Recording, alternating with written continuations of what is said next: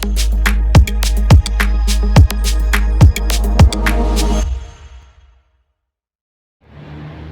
friend, good morning from UK and all over the world. It's nice weather today, it's Friday, and kumustahin lang natin ang ating greenhouse. Let's go friend! First, I will update you our flowers. Bagong flowers. Yung ibang flowers, friend, na nandito, na parang puno na yung flowers dito ko nilagay. Dito ko nilipat sa pathway namin. Hanggang doon. So, pupunuin ko siya ng flowers hanggang doon sa gate.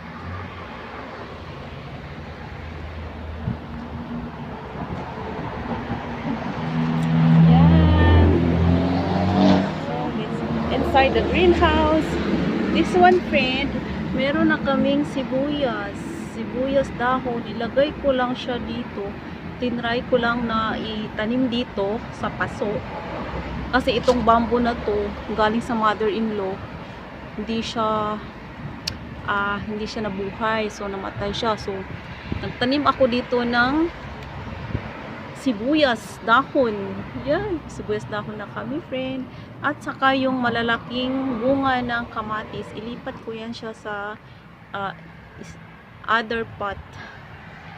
And sa greenhouse, sa inside ng greenhouse namin, ito yung sili. Nag-harvest na kami dito ng isang sili friend. At ito may bagong bunga ng sili. Ayan, pakita ko sa inyo. Hindi masyadong makita kasi tabunan ng dahon. Ayan. At saka friend, another tomatoes. Kamatis. May bunga ng kamatis namin. Malalaki na siya. Hindi na siya cherry tomato. So ayan, natuwa ako. Ayan, malalaki na ang bunga ng kamatis namin. Ayan. At saka yung isa, ayan, namunga na rin. Nasaan na? Makita, ayan. Malaki na rin ang bunga niya.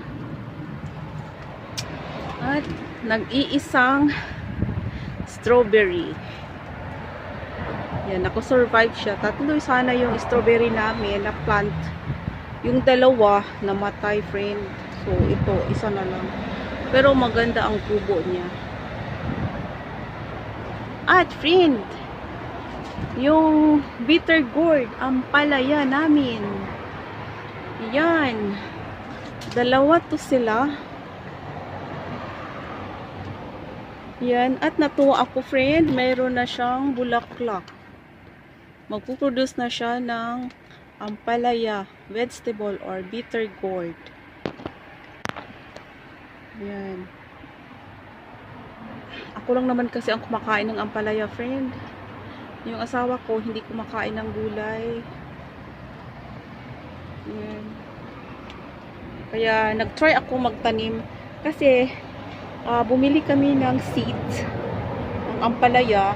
So, out of 15 seeds, dalawa lang ang nabuhay. Kaya ito nakasurvive. Alagaan ko ito ng mabuti para meron akong ampalaya. At yung kalabasa, friend. Ayan. I-transfer ko siya sa pot mamaya, na malaking pot. Tinry ko lang din na itanim yung ilagay yung buto ng kalabasa dito. Ayan, dumami na siya, tumubo rin siya. Akala ko hindi siya mag-survive. Pero ayan. Ganda friend. Maganda friend, nakakatuwa pag may meron kang tanim na gulay or flowers or fruit like strawberry. At saka yung other tomato here in the greenhouse, friend. Ito, namulaklak na rin. Hindi ko alam kung malalaki ang bunga nito. Ayan. And other sili. Itong sili na to, hindi siya nagpo-produce ng bunga. Ayan. Pero meron na siyang bulaklak, oh. Parang bulaklak. At yung other tomato, malaki na rin ang bunga niya. Yan. Saka dito. Ayan. Natuwa ako, Faye. Nakakatuwa.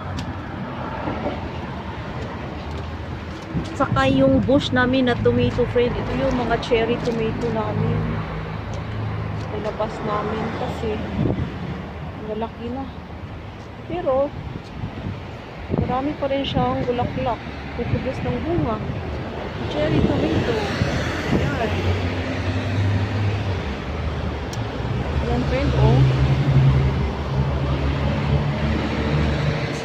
Kakatuwa. Kakatuwa tingnan, friend, pag meron tayong mga tanim. Kahit sa pot lang. Ito yung patatas. Mamaya titingnan namin kung malalaki na yung bunga niya.